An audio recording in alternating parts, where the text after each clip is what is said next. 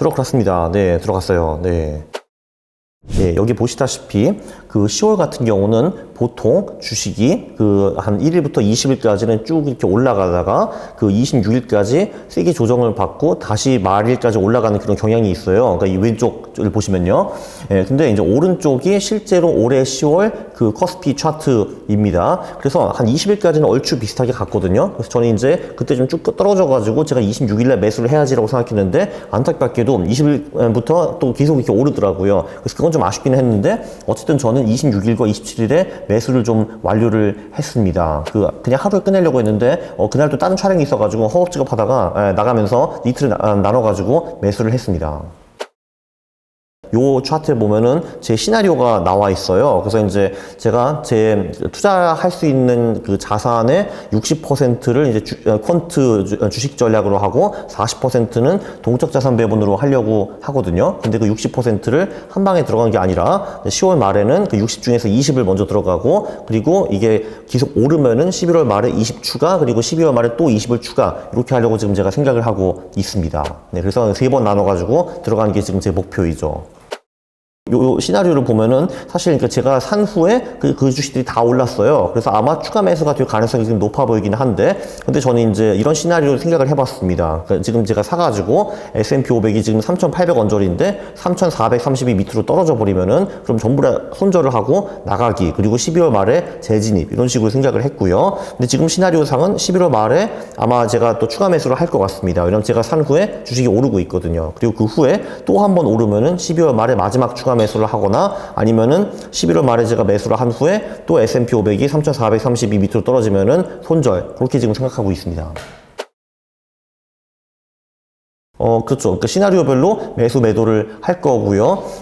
투자할 때 제가 보기에는 가장 중요한 게 나름대로의 규칙과 전략이 있는 겁니다. 물론 제 이 전략이 뭐 완벽하거나 뭐 훌륭하거나 그렇게는 제가 말하고 싶지는 않은데 어쨌든 저는 전략이 있는 거고 이제 없는 것보다는 훨씬 나은 거고 그리고 투자자들의 99%는 이런 전략이 없다라는 겁니다. 그래서 대부분 사람들은 그냥 사고 우왕좌왕하죠. 오르면은 너무 많이 오른 거 아닌가 걱정을 하고 이거를 좀 팔아야 돼요? 아니면 추가 매수를 해야 돼? 그만 냅둬야 돼? 고민을 하고 그리고 내리면은 이거 손절을 해야 되는 건가? 아니면은 그냥 계속 갖고 가야 되는 건가? 뭐 아니 물타기를 해야 되는 건가? 그런 거를 계속 고민을 하게 됩니다. 근데 저는 전략이 있기 때문에 고민을 할 필요가 없는 거죠. 그래서 스트레스 없는 투자를 할 수 있습니다.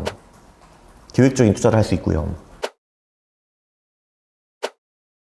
별로 늦지 않습니다. 왜냐면은 11월부터 4월까지 주식시장이 전반적으로 장이 좋거든요. 네, 그것도 한번 보여드릴게요. 이 다른 파일 가지고. 이게 보면은 이 왼쪽에는 한국 그리고 오른쪽에는 미국이 나오는데요. 이 오렌지색이 우리가 한국 또는 미국 시장에 11월부터 4월까지 투자했으면은 얻을 수 있는 수익이었고요.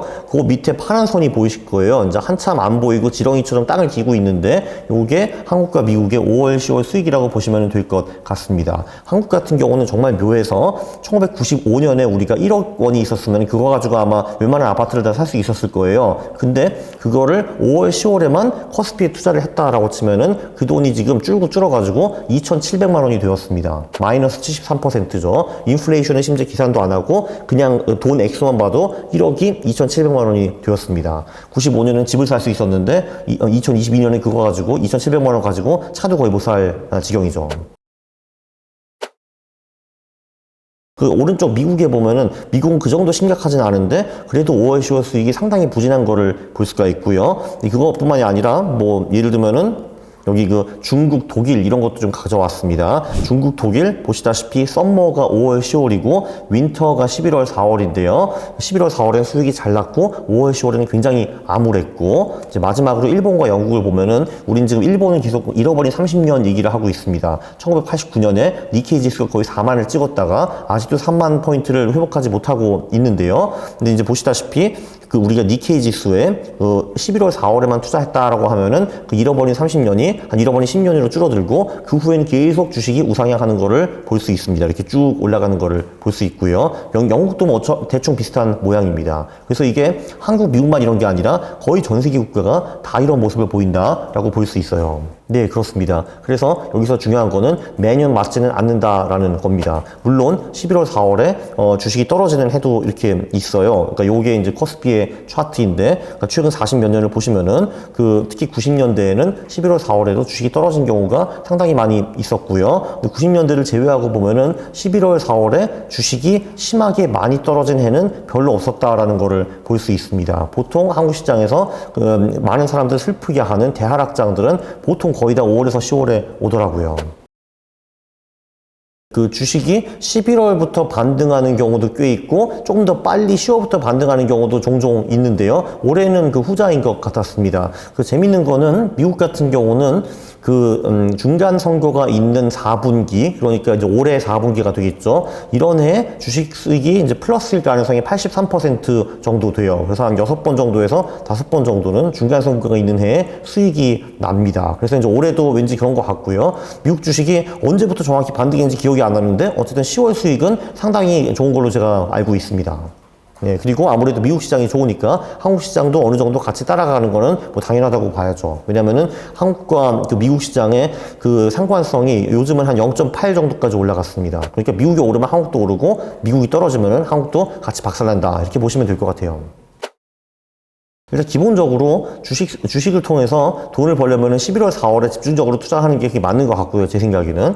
근데 사실 저는 뭐 딴 사람들은 주로 뭐 매크로 지표라든지 뭐 기업 가치라든지 뭐 이런 거 보고 이런저런 얘기를 많이 하시는데 저는 이제 그쪽에는 별로 신경을 쓰지 않고 사실 보는 게 하나 있다면은 가격의 추세를 보라라고 제가 보통 말씀을 많이 드립니다. 사실 이 추세 추정 플러스 리스크 관리라는 것이 제가 보기엔 투자의 핵심이라고 저는 생각을 하고요. 그래서 제가 제 자산의 40%를 동적 자산 배분에 투자한다라고 말씀을 드렸는데 동적 자산 배분의 두 개 키워드는 아래와 같습니다. 첫 번째는 상승장에는 최근에 가장 많이 오른 자산을 산다라는 거고요. 보통은 주식이 되겠죠. 뭐 그게 때에 따라서 미국 주식이 될 수도 있고, 뭐 한국 주식이 될 수도 있고, 다른 나라 주식이 될 수도 있고요. 단 하락장에는 주식이나 위험 자산에서 돈을 싹 빼가지고 안전 자산으로 넘어가라. 여기서 안전 자산은 보통 채권이나 현금을 의미를 합니다. 그래서 이런 식으로 동적 자산 배분을 구사하면은 사실 올해 같은 하락장에서도 뭐 돈은 벌지는 못했지만 그래도 손실을 상당히 최소화할 수 있었습니다. 이 동적 자산 배분이라는 게 그 원칙 두 개는 다 동일한데 근데 사실 구체적인 면에서는 차이가 많이 납니다. 예를 들면은 상승장과 하락장을 어떻게 구분하는가, 뭐 최근 몇 개월이라고 했는데 그 최근의 정의가 무엇인가, 또는 그 위험 자산의 정의가 무엇이고 안전 자산의 정의가 무엇인가, 여기 전략마다 다 조금씩 다르기 때문에 이런 동적 자산 배분은 그냥 지금 알려진 것도 한 70여 개 정도 있고요. 저는 그 중에서 3개를 사용하고 있습니다. 제 생각에는 그냥 물린 주식을 계속 가져가는 거는 좀 위험하다라고 생각을 합니다. 당연히 지수가 오르면은 그 주식들도 같이 오르는 거는 사실인데요. 근데 사실 우리가 필요한 거는 어차피 물리셨으면은 그 손해본 돈을 다시 회복하는 것이 저는 가장 중요하다고 생각을 하는데, 근데 그게 아무래도 지금 가지신 주식은 그 전 사이클의 주도주였을 가능성이 높습니다. 뭐 예를 들면 네이버라든지 카카오라든지 뭐 그 전에는 뭐 메타버스도 있었고 뭐 그런 게 있었는데요.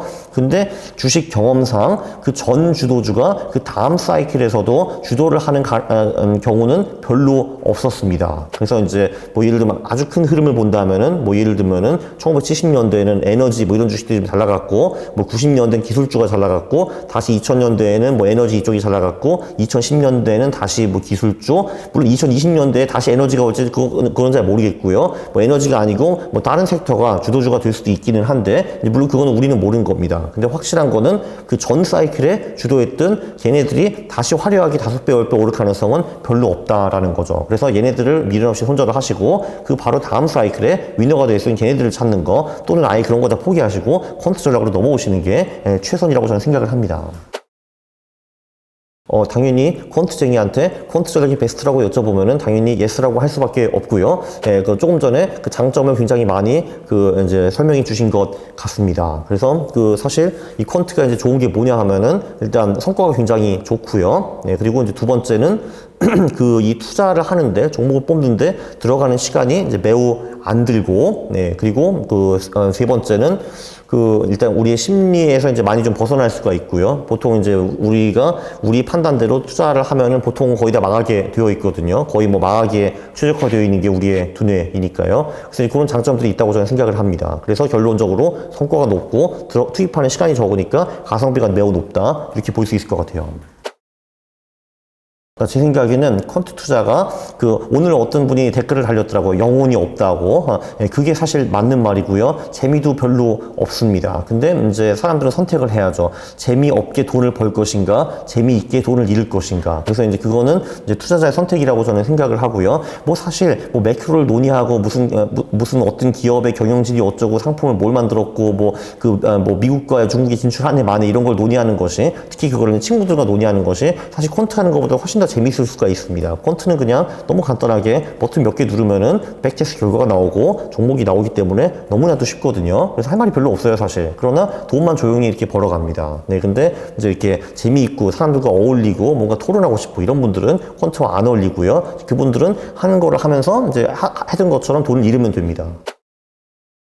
뭐 한국 주식으로 해보겠습니다. 어차피 이게 재밌는 게 한국 소형주나 미국 소형주나 똑같은 팩터들이 거의 통하거든요. 그래서 이제 제가 요번에 20 그거 들어갈 때 한 75%는 한국, 25%는 이제 미국 소형주 이렇게 넣었습니다. 소형주도 매수할 때 이제 거래 비용이 이제 경료되는 경우가 있는데 저 같은 경우는 슬리피지가 한국에서 한 0.15% 그리고 미국에서는 심지어 그냥 거의 0이었어요. 그래서 이제 매도할 때 큰 비용이 발생하지는 않았습니다. 자, 어쨌든 한국 주식으로 넘어가면은 일단 중요한 거는 한국 주식에서는 제가 6대 사회학이라고 말하는 관리 종목, 적자 기업 이런 놈들을 제거하는 것이 굉장히 중요하고요. 저는 보통 금융주, 지주사 그리고 중국 상장 기업도 멀리하는 편입니다. 여기서 중국 상장 기업은 텐센트나 알리바바 같은 기업을 의미하는 게 아니라 중국에 본사가 있는데 한국에 와서 상장하는 그런 비정상적인 기업들을 말합니다. 그래서 얘네들을 다 빼버리고요. 그리고 보통 소형주에서 투자하면은 수익이 좀 더 늘어납니다. 그건 여기 들어가서 시가총액 뭐 하위 10%나 20%를 입력을 하면은 되고요. 네, 이렇게 하고 그리고 그 다음에 한국 같은 경우는 가치 팩터나 성장 팩터들이 수익이 굉장히 높은 편입니다. 그러니까 한마디로 저평가된 기업 아니면 빨리 매출액, 영업이익, 순이익이 성장하는 기업 이런 기업들이 굉장히 좋고요. 네, 그래서 여기 보면은 가치 팩터라고 올라와 있는데 여기서 얼추 몇 개 팩터를 대충 찍어가지고 하면은 수익이 굉장히 잘 나옵니다. 뭐 예를 들면은 지금 이제 우리 어머니가 쓰는 전략은 이제 퍼와 PBR을 넣으셨고요. 아마 퍼와 PBR은 많은 분들이 아시는 지표일 겁니다. 그리고 이제 밑에 쭉 가보면은 영업이익 성장률 그리고 순이익 성장률 이런 지표들이 있습니다. 그러니까 한마디로 퍼와 PBR가 낮고 순이익과 영업이익이 빨리 증가하는 그런 기업들을 찾는 거죠. 그래서 우리가 이제 4개 지표가 있는데 요 4개 지표가 평균적으로 좋은 기업들에 투자하는 그런 전략이 있고요. 그래서 이제 보면은 뭐 다음으로 넘어가서 그러니까 이런 기업에 우리가 20년 동안 연속으로 투자를 했다고 하면 이제 어떤 결과가 나왔을까? 이런 거를 이제 분석을 할 수가 있는 거죠. 2002년부터 2022년까지. 그럼 이제 이 퀀터스라는 친구가 뺑뺑이 돌아가면서 이 결과를 이제 알려줍니다. 그리고 이제 이 전략이 많이 좋다라고 생각하면은 종목도 여기서 뽑아낼 수가 있고요. 여기 포트폴리오 추출 이런 데 가서요. 결과가 나왔는데 지금 이제 이 전략이 우리 엄마가 쓰는 전략이고 제 전략이랑 조금 다르기는 한데 사실 수익률 차이는 별로 없습니다. 지금 연봉리 수익률 44% 나오는 전략이고요. 물론 이제 이 전략도 쭉 밑에 내려다 보면은 반토막 난 적도 한 번 있고 그리고 42% 깨진 적도 한 번 있고 그리고 20% 이상 깨진 적도 2, 3년에 한 번 오기 때문에 이 전략에 전재산을 몰빵하는 거는 심리적으로 굉장히 좀 어렵고요. 그래서 자산 배분을 같이 한다든지 해서 손실을 줄이는 그런 방법을 제가 보통 추천해 드립니다. 그리고 저도 이제 갑자기 우리 엄마가 무슨 종목을 샀는지 이제 궁금하네요. 여기 포트폴리오 추출에 이제 가서 똑같이 하면 됩니다. 똑같이 눌러서 다음 누르고 다음을 누르고 예를 들면 20개 종목을 이제 뽑으라라고 하면은 이렇게 이제 엑셀 파일이 나오는데요. 이거는 보여줄 텐지 안 줘도 잘 모르겠네요. 이거는 근데. 예. 그래서 열어보면은 뭐 이런 종목들이 나온다는 거 볼 수가 있습니다. 매수 추천은 아니고 이제 이런 식으로 종목을 뽑을 수 있다라는 거고요. 그리고 조금 전에 제가 PBR와 펄이라는 지표를 썼는데 뭐 그거 말고 다른 가치 지표를 써도 굉장히 좋은 결과들이 나오니까 직접 한번 실험해 보시기 바랍니다. 네. 이게 지금 미국 주식이 많이 떨어져서 사고 싶은데 달러화가 워낙 많이 올라서 걱정된다라고 하시는 분들이 굉장히 많습니다. 왜냐하면은 우리가 미국 주식으로 돈을 벌어도 환율이 1,400에서 다시 1,100으로 떨어지면은 거기서 환소실을 크게 볼 거기 때문에 그게 이제 싫다라는 분들이 많이 계신데요. 그래서 우리가 미국에 투자를 할 때 주식을 직접 살 수도 있고 ETF를 살 수도 있습니다. 근데 그 ETF는 환 노출 ETF가 있고 환 해치 ETF가 있습니다. 환 노출 ETF는 달러화가 떨어지면은 거기 손실을 그대로 같이 보는 거고요. 환 해치 ETF는 달러화가 떨어져도 외환에서 오는 손실과 수익은 우리가 가져가지 않습니다. 그래서 예를 들면 미국 주식이 30% 올랐다. 근데 달러화가 20% 떨어졌다라고 하면은 환 노출 ETF의 경우 플러스 30 마이너스 20, 10% 수익이 나는데 환 해치 ETF는 플러스 30 그리고 플러스 마이너스 0 해서 30%를 먹게 됩니다. 그러면 당연히 환 해치 ETF가 좋은 거 아니냐라고 하실 수가 있는데 첫 번째 우리는 지금 달러 상승 이걸로 끝났는지 사실은 우리가 알 수가 없는 거고요. 지금 여기서 1,500, 1,600, 7,700 갈 수도 있습니다. 그건 진짜 아무도 모르는 거고요. 그리고 보통 이게 주식과 달러가 반대로 갑니다. 그래서 예를 들면은 여기서 지금 미국 주식이 또 팍삭 떨어질 수가 있잖아요. 그러면은 그 대신에 달러화가 오를 거거든요. 그러면 우리가 환 노출 ETF를 샀으면은 주식으로 깨지만 달러화로 벌 수 있는 게 있기 때문에 다 이게 일장일단이 있습니다. 그래서 정말 무조건 달러화는 떨어질 수밖에 없어 라고 생각하시는 분들은 환 해치 ETF를 사서 환 손실을 피해 가실 수가 있고요. 난 솔직히 잘 모르겠다. 난 자산 배분이 중요한 것 같아 하시는 분들은 환 노출 ETF를 사가지고 미국 주식 앤드 달러화에 노출하는 전략이 좋을 것 같습니다. 자, 여러분, 퀀트 투자라는 건요, 바둑대회 알파고로 가져가는 것과 똑같습니다. 그래서 선택을 하시는 게 좋을 것 같아요. 재미없게 돈을 벌 것이냐, 아니면은 재미있게 돈을 잃을 것이냐. 여러분의 선택입니다.